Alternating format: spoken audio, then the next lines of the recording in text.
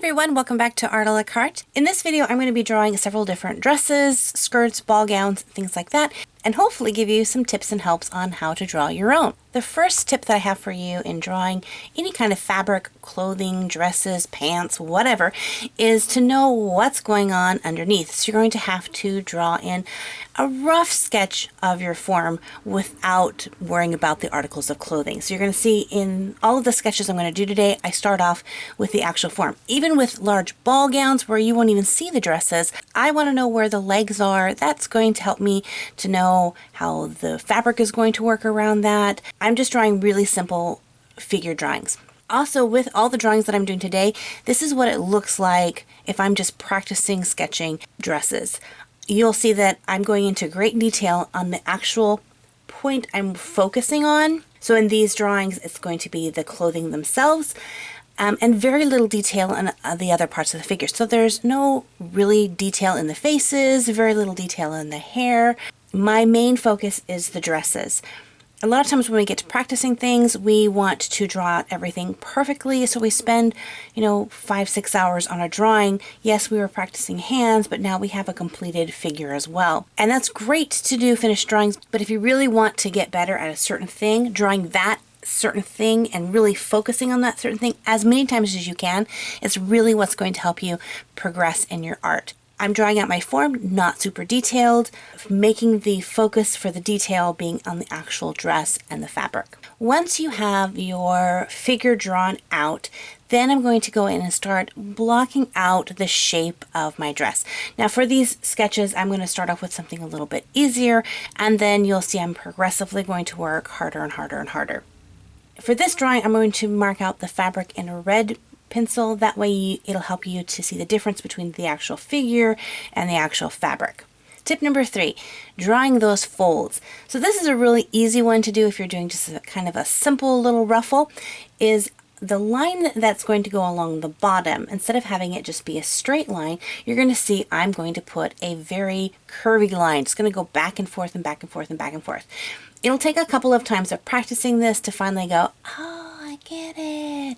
In fact, I think I have a video on how to draw a tutu or a ballet skirt that goes into that a little bit more. If I do, I'll put a link to that in the description box below so you can go and check that out.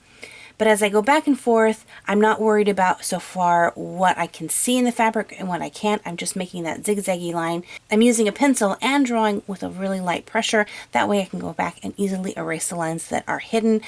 But I really want to get that back and forth. You also want to look to make sure that your back and forth lines are not symmetrical.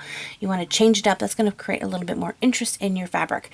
Unless you want a dress that looks like it's been pressed to have exact folds, a natural folding dress is going to have slight variations as it works its way around. Also take note that as the folds come down, the fold lines are usually tighter and closer together up towards the waistband, and as they progress and fall down, the fabric is causing the folds to loosen up a little bit, so it's going to gradually go farther and farther apart. Another thing to look for is fabric wrapping around behind. Depending on the angle that you're looking at the skirt, you might see a little bit of the fabric going behind the legs. Something to kind of take and look for. Also keep in mind the thickness of your fabric. If you want to portray a dress or some sort of fabric that is a really thick weave, it's going to have larger folds. If it's a really lightweight or thin fabric, it's going to have a lot of little tiny folds because it can really bend a lot easier. Once I have the sketch the way I like it, then I can go ahead and define the lines that I want and clean up the drawing and add color. A couple of tips to when I add color is to remember my values. So in places that I want the fabric to look like it's pushed back, I'll create a gradient that's darker. And places that I want the folds to look like they're coming out, I'll lighten up that gradient. Once you get more confident in these kinds of folds, then you can begin to push yourself to create more elaborate and advanced folds. And the tip for this is observation. You want to study and look at as many photographs, or even in real life if you have someone who has a really pretty dress that they can stand still for a second.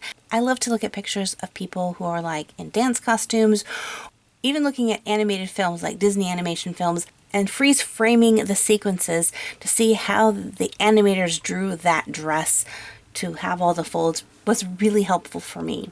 The last tip that I have for you is just to practice. This is something that I still find a challenge, and progressively am practicing on myself, and I've been drawing this for years and years. So don't get frustrated, just keep at it. So really quickly, I'm showing you 3 different dresses that I have drawn up, practiced with. If one of these dresses you'd like to see a video where it's kind of slowed down on the footage and have me kind of talk you through the step-by-step on how I drew that, let me know in the comment section below and I will make a video for that.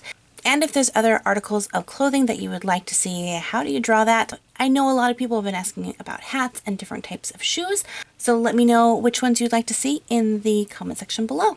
If you made it all the way to the end of this video, let me know by giving this video a thumbs up. If you're brand new to my channel, welcome. There's a subscribe button if you'd like to subscribe to this channel so that you don't miss out on any future posts. Also, check out some of my past videos. You may find something fun there. Here's a few of my suggestions. And until next time, God bless you guys, and we'll see you later. Bye-bye.